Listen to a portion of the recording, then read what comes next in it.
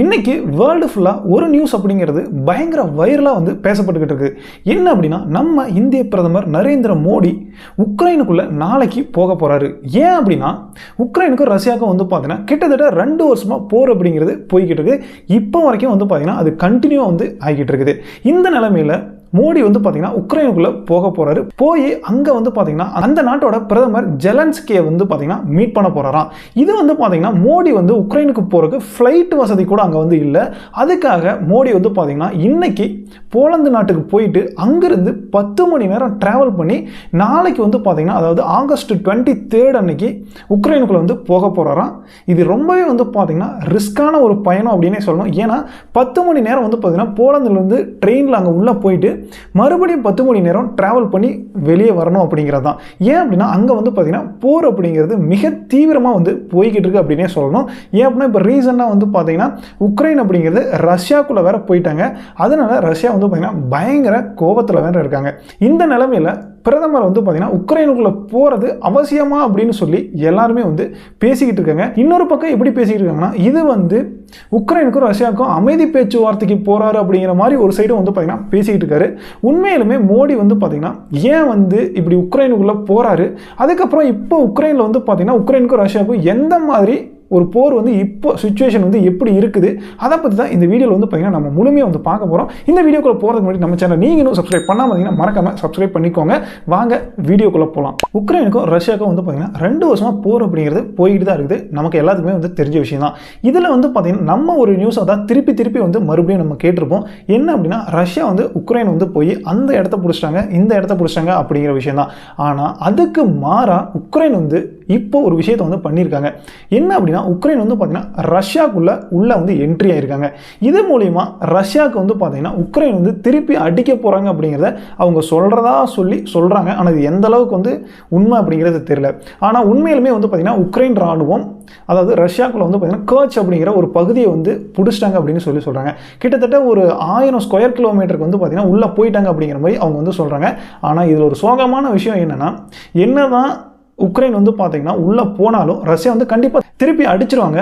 ஆனால் உள்ளே போயிருக்காங்க அப்படிங்கிறது பார்த்தீங்கன்னா பெரிய விஷயம் தான். உள்ளே போனது மட்டும் இல்லாமல் மாஸ்கோ இருக்குது பார்த்தீங்களா, அதாவது ரஷ்யாவோட தலைநகர் மாஸ்கோவை பார்த்தீங்கன்னா அட்டாக்கும் பண்ணியிருக்காங்க ட்ரோன் மூலிமா. அது மட்டும் இல்லாமல் கிட்டத்தட்ட ஒரு 3 பிரிட்ஜை பார்த்தீங்கன்னா தகர்த்திருக்காங்க அப்படின்னு சொல்கிறாங்க. ரஷ்யா ஏன் பயப்படணும் அப்படின்னா, இந்த இடத்துல அதாவது கர்ச் அப்படிங்கிற பகுதியில் பார்த்தீங்கன்னா அவங்களோட அணுமின் நிலையம் அங்கே இருக்குது. அதனால அதை தகர்த்தாங்க அப்படின்னா மிகப்பெரிய பாதிப்பு ஏற்படும் அப்படின்னு சொல்லி ரஷ்யா கொஞ்சம் பயப்படணும். அது மட்டும் இல்லாமல் அங்கே போன உக்ரைன் வீரர்கள் இருக்காங்க பார்த்தீங்களா, அதில் கிட்டத்தட்ட ஒரு 2000 பேர் சண்டையில் இறந்துட்டதாகவும் பார்த்தீங்கன்னா நியூஸ் வந்திருக்கு. ஓகே, எது எப்படியோ ஆனால் உக்ரைன் பார்த்தீங்கன்னா ரஷ்யாக்குள்ளே போனதே ஒரு பெரிய விஷயமா பார்த்தீங்கன்னா ஜெலன்ஸ்கி பேசிக்கிட்டு இருக்காரு. இதுக்கு ஜெலன்ஸ்கி இன்னைக்கு என்ன சொல்லியிருக்காருன்னா, அதாவது நேட்டோ நாடுகள் அதுக்கப்புறம் இந்த வெஸ்டர்ன் கண்ட்ரிஸ் தான் பார்த்தீங்கன்னா சொல்ல போனால் அவங்களுக்கு ஹெல்ப் பண்ணுறாங்க. அப்படி ஒருவேளை இந்த வெஸ்டர்ன் கண்ட்ரிஸ் அமெரிக்காலாம் பார்த்தீங்கன்னா ஹெல்ப் பண்ணல அப்படிங்கிற பட்சத்தில் இவங்களால ஒன்றுமே பண்ண முடியாது. ஏன் அப்படின்னா உக்ரைன் அப்படிங்கிறது ஒரு சின்ன நாடு, ரஷ்யா அப்படிங்கிறது ஒரு மிகப்பெரிய நாடு. ஈஸியாக பார்த்தீங்கன்னா ரஷ்யா உக்ரைனை அடிச்சுட்டு போயிடுவாங்க. ஆனால் அடிக்க முடியாததுக்கு ஒரு ரீசன் என்ன அப்படின்னா, இந்த நேட்டோ கண்ட்ரிஸ் அதாவது வெஸ்டர்ன் கண்ட்ரிஸ் பார்த்தீங்கன்னா அவங்களுக்கு பின்னாடி இருக்கிறது தான் அதுக்கு காரணம். இப்போ கூட இவங்க இந்த அளவுக்கு பண்ணுறாங்க அப்படின்னா இந்த வெஸ்டர்ன் கண்ட்ரிஸ் கொடுக்குற பணம், அதுக்கப்புறம் அவங்க கொடுக்குற ஆயுதம், இதெல்லாம் தான் காரணமாக இருந்துகிட்டு இருக்குது. இதெல்லாம் வச்சு தான் அவங்க பார்த்தீங்கன்னா இப்போ உள்ள போயிருக்காங்க. சொல்ல போனால் ஏன் அந்த கர்ச் அப்படிங்கிற பகுதிக்கு அவங்க போனாங்க அப்படின்னா, அதாவது இங்கே உள்ள பார்த்தீங்கன்னா அதாவது கிட்டத்தட்ட ஒரு 20% ஆஃப் உக்ரைனை ரஷ்யா பிடிச்சிட்டாங்க. இதில் ஒரு இடத்துல பார்த்தீங்கன்னா ரஷ்யா அதாவது உக்ரைனோட ராணுவ வீரர்களை ரஷ்யா ராணுவ வீரர்கள் டோட்டலாக பார்த்தீங்கன்னா சரவுண்ட் பண்ணிட்டாங்க. அப்படி சரவுண்ட் பண்ணதில் அவங்களால அங்கே உள்ள சாப்பாடு கூட கொடுக்க முடியாத ஒரு நிலைமையில உக்ரைன் வீரர்கள் இருந்திருக்காங்க. இந்த நிலைமையில இவங்களை திசை திருப்பணும் அப்படிங்கிற ஒரு நோக்கத்துக்கு தான் இந்த கர்ச் பகுதிக்குள்ள பார்த்தீங்கன்னா உக்ரைன் வீரர்கள் போனாங்க அப்படிங்கிற மாதிரியும் பேசிக்கிறாங்க. ஆனால் உண்மையிலுமே பார்த்தீங்கன்னா அங்கே போனது ரஷ்யா பார்த்தீங்கன்னா ஈஸியாக அவங்களை அடித்து வெளியே துரத்திடுவாங்க.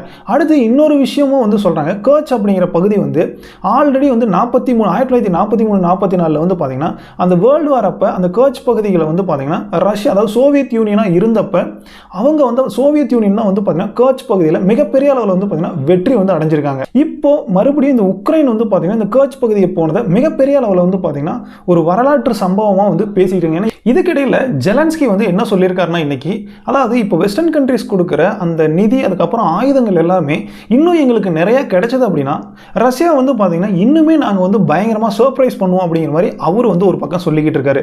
இப்படி இவ்வளோ பிரச்சனை அப்படிங்கிறது ரஷ்யாவுக்கும் அதாவது உக்ரைனுக்கும் வந்து பார்த்தீங்கன்னா போய்கிட்டு இருக்குது. இதுக்கு இடையில நம்ம இந்தியாவோட பிரதமர் நரேந்திர மோடி வந்து பார்த்தீங்கன்னா நாளைக்கு உக்ரைனுக்குள்ளே போய் ஜெலன்ஸ்கியை வந்து சந்திக்க போகிறாரு அப்படின்னு சொல்லியிருக்காங்க.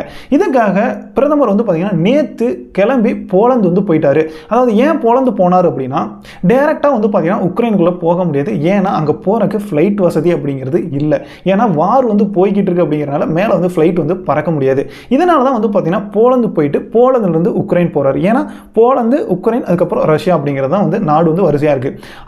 அந்த முறையில் வந்து பார்த்தீங்கன்னா போலந்திலிருந்து நாளைக்கு, அதாவது சொல்லப்போனால் நைட்டு மேபி வந்து கிளம்புவாருன்னு நினைக்கிறேன். ஏன்னா போலந்திலிருந்து 10 மணி நேரம் டிராவல் பண்ணி தான் வந்து பார்த்தீங்கன்னா உக்ரைனுக்குள்ளேயே வந்து போக முடியுமாமா. ஏன்னா இதுக்கு முன்னாடி வந்து பார்த்தீங்கன்னா ஜோ பைடன் அதுக்கப்புறம் வந்து பார்த்தீங்கன்னா ரிஷி சுனக் இவங்க எல்லாருமே வந்து பார்த்தீங்கன்னா உள்ள வந்து உக்ரைனுக்குள்ளே போய் ஜெலன்ஸ்கியை சந்திச்சு அங்கே எல்லாமே வந்து பார்த்துட்டு வந்தாங்க அங்கே எந்த மாதிரியான நிலைமை இருக்குன்னு. அதே மாதிரி இப்போ வந்து பார்த்தீங்கன்னா அந்த ட்ரெயினில், அதாவது அந்த ட்ரெயின் பேர் கூட வந்து பார்த்தீங்கன்னா ரெயில் ஃபோர்ஸ் 1 அப்படிங்கிற அந்த ட்ரெயின் தான். அது வந்து ரொம்பவே வந்து சொகுசான ட்ரெயினாமா, அதை வந்து உக்ரைன் தான் வந்து ஆப்ரேட் பண்ணிக்கிட்டு இருக்காங்க. அதனால வந்து பார்த்தீங்கன்னா அதில் தான் நம்ம மோடி வந்து அங்கே உள்ளே போய் ஜெலன்ஸ்கியை சந்திக்க போகிறாராம். இந்த சந்திப்பு அப்படிங்கிறது மிகப்பெரிய அளவில் பார்க்கப்பட்டுக்கிட்டு இருக்கு. ஏன் அப்படின்னா இது வந்து ஒருவேளை இந்த போருக்கு ஒரு திருப்பு முனையாக வரும், இது ஒரு அமைதி பேச்சுவார்த்தைக்கு வழிவகுக்கும் அப்படிங்கிற மாதிரி எல்லாருமே வந்து பேசிக்கிட்டு இருக்காங்க. ஆனால் என்னதான் மோடி வந்து போய் பேசினாலும் இது அமைதி பேச்சுவார்த்தைக்கு ரஷ்யா வருவாங்களா அப்படின்னு கேட்டால் மேபி வந்து கொஞ்சம் கஷ்டம் தான். ஏன் அப்படின்னா இப்போ உக்ரைன் வந்து பார்த்தீங்கன்னா கம்முன்னு இருந்திருந்தா கூட ஒருவேளை இவங்க எல்லாருமே சொல்கிறாங்க, மோடி சொல்கிறாங்க இல்லை ஃப்ரெண்ட்ஸ் யாராவது சொல்கிறாங்க அப்படின்னு சொல்லி மேபி ரஷ்யா வந்து பேச்சுவார்த்தைக்கு வந்திருக்கலாம். ஆனால் உக்ரைன் என்ன பண்ணிட்டாங்க அப்படின்னா ரஷ்யா வந்து உள்ளே போய் அடிக்க ஆரம்பிச்சிட்டாங்க. இதில் ரஷ்யா வந்து பார்த்தீங்கன்னா மிகப்பெரிய அளவில் கோபம் அடைஞ்சிட்டாங்க அப்படிங்கிற மாதிரியும் ஒரு பக்கம் சொல்லிக்கிட்டு இருக்காங்க. அதனால என்னதான் உள்ளே போய் மோடி பேசிட்டு வந்தாலும் கூட இந்த போர் அப்படிங்கிறது கண்டிப்பாக நிற்க போகிறதில்ல. இன்னும் மிகப்பெரிய அளவில் ரஷ்யா வந்து பார்த்தீங்கன்னா தாக்குதல் நடத்த போகிறாங்க அப்படிங்கிற மாதிரி தான் வந்து பேச்சு போய்கிட்டு இருக்குது. அதனால மோடி வந்து பார்த்தீங்கன்னா நாளைக்கு உக்ரைனுக்குள்ளே போய் ஜெலன்ஸ்கியை சந்திச்சு கிட்டத்தட்ட 7 மணி நேரம் வந்து பார்த்தீங்கன்னா அவரோட பேச்சுவார்த்தை நடத்த போகுது அப்படிங்கிற மாதிரி சொல்கிறாங்க. அதுக்கப்புறம் மறுபடியும் திரும்பி போலந்து மறுபடியும் வந்து பார்த்தீங்கன்னா இந்தியா வந்து வந்துடுவார் அப்படிங்கிறது தான் பிளானாக வந்து இருந்துகிட்டு இருக்குது. இதுக்கிடையில் இந்த போர் அப்படிங்கிறது நிற்க போகுதா அப்படின்னு கேட்டால் கண்டிப்பாக வந்து பார்த்தீங்கன்னா நிற்க போகிறதில்ல. ஏன் அப்படின்னா அவங்க, அதாவது உக்ரைன் வந்து பார்த்தீங்கன்னா கர்ச் பகுதிக்குள்ளே உள்ளே போனனால கிட்டத்தட்ட 2 லட்சம் பேர் வந்து உள்ளே போயிருக்காங்க அப்படிங்கிற மாதிரி சொல்கிறாங்க. அதனால அந்த போர் அப்படிங்கிறது கண்டிப்பாக நிற்க போகிறதில்ல. அவங்க வந்து பார்த்தீங்கன்னா உக்ரைனும் வந்து பார்த்தீங்கன்னா கண்டினியூவாக மூவ் ஆகிக்கிட்டே இருக்காங்க. அதனால போர் அப்படிங்கிறது கண்டிப்பாக வந்து நிற்க போகிறதில்ல. ஆனால் பேச்சுவார்த்தை அப்படிங்கிறது எந்த விதத்திலையும் வந்து எட்ட போகிறதில்ல அப்படிங்கிறதான் எல்லாருமே வந்து சொல்லிக்கிட்டு இருக்காங்க. என்னதான் மோடி போய் பேசினாலும் இந்த உக்ரைன் பண்ண இந்த சம்பவம் அப்படிங்கிறது ரஷ்யா வந்து மிகப்பெரிய அளவில் கோபம் அடைஞ்சு வச்சிருச்சு. அதனால எந்த ஒரு பேச்சுவார்த்தையும் வந்து இங்கே எட்ட போகிறதில்ல. மோடி வந்து போய் பார்க்கறதுக்கு ரீசனே என்னவா இருக்கும் அப்படின்னு சொல்கிறாங்கன்னா, ஏன்னா எலெக்ஷனுக்கு முன்னாடி வந்து பார்த்தீங்கன்னா போய் புதினை வந்து பார்த்து சந்திச்சு கட்டி தழுவுவார். அதுக்காக வந்து பார்த்தீங்கன்னா ஜெலன்ஸ்கி மிகப்பெரிய அளவில் ஒரு ட்வீட் வந்து போட்டிருப்பாரு. அதாவது ஒரு மிகப்பெரிய ஜனநாயக நாட்டோட பிரதமர் வந்து ஒரு மிகப்பெரிய ஒரு கிரிமினலை போய் கட்டி பிடிச்சி ஆற தழுவுறதா, இது வந்து ரொம்பவே வந்து மனித தன்மையற்ற செயல் அப்படிங்கிற மாதிரி அவர் வந்து பயங்கரமாக வந்து சாடி இருந்தார். இதுக்காக தான் வந்து பார்த்தீங்கன்னா பிரதமர் மேபி ஜெலன்ஸ்கியை போய் சந்திச்சு ஏதாவது வந்து பேச போகலாம் அப்படிங்கிற மாதிரி ஒரு சைடு வந்து சொல்லிக்கிட்டு இருக்காங்க. எது எப்படியோ, ஆனால் என்னதான் வந்து மோடி போய் பேசினாலும் ரஷ்யாவுக்கும் உக்ரைனுக்கான போர் அப்படிங்கிறது கண்டிப்பாக நிற்க போகிறதில்ல. ஏன்னா இப்போ வேர்ல்டில் வந்து பார்த்தீங்கன்னா ரஷ்யா உக்ரைன், அதுக்கப்புறம் இஸ்ரேல் ஹமாஸ், அதுக்கப்புறம் இந்த மாதிரி நிறையா போர் அப்படிங்கிறது கண்டினியூவாக போய்கிட்டு தான் இருக்குது. இதில் எந்த நாடு எந்த நாட்டை போய் சொன்னாலும் அந்த போர் அப்படிங்கிறது நிற்க போகிறதில்ல. அவங்களுக்குள்ளே வந்து பார்த்தீங்கன்னா ஓகே இதை நிறுத்திக்கலாம் அப்படின்னு சொல்லி நிறுத்தினா இவங்க வந்து கண்டிப்பாக நிற்க போகிறதில்ல. இந்த வகையில் வந்து பார்த்தீங்கன்னா ரஷ்யா உக்ரைன் பண்ணுறது நல்லது அப்படின்னு சொல்ல முடியாது, கெட்டது அப்படின்னு சொல்ல முடியாது. ஏன் அப்படின்னா இந்த போர் அப்படிங்கிறது எங்கே ஆரிஜின் ஆச்சு அப்படின்னா உக்ரைன் வந்து பார்த்தீங்கன்னா நேட்டோவில் போய் சேர்றது அப்படிங்கிறப்ப தான் இந்த போர் அப்படிங்கிறதே ஸ்டார்ட் ஆச்சு. அது வரைக்கும் ரஷ்யா வந்து உக்ரைனை பெரிய அளவில் கண்டுக்கல. இதனால தான் வந்து பார்த்தீங்கன்னா இப்போ நேட்டோ வந்து அவங்களுக்கு மிகப்பெரிய அளவில் ஹெல்ப்பும் கூட பண்ணிக்கிட்டு இருக்காங்க. அதனால உக்ரைன் வந்து பார்த்தீங்கன்னா மேபி வந்து மோடி போய் பேசி இந்த பேச்சுவார்த்தைகளை வந்து ஏதாவது ஒரு உடன்பாடு வந்து இந்த போர் ஒரு வேளை நின்றுது அப்படின்னா கண்டிப்பாக வந்து பார்த்தீங்கன்னா யாருக்கு நல்லதோ இல்லையோ உக்ரைன் நாட்டு மக்களுக்கு வந்து பார்த்தீங்கன்னா கண்டிப்பாக ஒரு நன்மை பயக்கிற விஷயம் தான். ஏன் அப்படின்னா உக்ரைனில் வந்து ராணுவத்தில் வந்து ஆள் இல்லை அப்படின்னு சொல்லி நார்மல் பீப்புள் வீட்டுக்கு ஒரு ஆளை கூப்பிட்டுலாம் வந்து பார்த்தீங்கன்னா ட்ரைனிங் கொடுத்து சண்டை போட சொல்கிறாங்களா. இதெல்லாம் பார்த்தீங்கன்னா உண்மையுமே ஒரு கொடுமையான விஷயம் தான். அதனால வந்து பார்த்தீங்கன்னா மோடி வந்து உக்ரைன் போகிற அந்த செயல் அப்படிங்கிறது உலகத்தையே வந்து பார்த்தீங்கன்னா மிகப்பெரிய அளவில் திரும்பி பார்க்க வச்சுக்கிட்டு இருக்குது. என்ன நடக்க போகுது அப்படிங்கிறத, அடுத்தது என்ன நடக்க போகுது அப்படிங்கிறத எல்லாருமே வந்து பார்த்தீங்கன்னா எதிர்பார்த்துக்கிட்டு இருக்காங்க. ஓகே, நம்மளும் வந்து பார்த்தீங்கன்னா இதை எதிர்பார்க்கலாம். என்ன நடக்குது, மோடி போயிட்டு வந்து என்ன சொல்ல போறாரு அப்படின்னு சொல்லி நம்மளுமே வந்து பார்த்தீங்கன்னா எதிர்பார்க்கலாம். ஓகே, இந்த வீடியோ உங்களுக்கு கண்டிப்பாக பிடிச்சிருக்கும் அப்படின்னு சொல்லி நினைக்கிறேன். உங்கள் ஃப்ரெண்ட்ஸ் யாராவது வந்து பார்த்தீங்கன்னா இந்த வேர்ல்டு நியூஸில் பயங்கரமாக இன்ட்ரெஸ்ட்டாக வந்து இருப்பாங்க, அவங்களுக்கு வந்து பார்த்தீங்கன்னா இந்த வீடியோ வந்து ஷேர் பண்ணுங்கள், அவங்களும் இதை பற்றி வந்து தெரிஞ்சுக்கணும். அடுத்து இன்னொரு வீடியோவில் உங்களை சந்திக்கணும். டாடா பாய், தேங்க்யூ.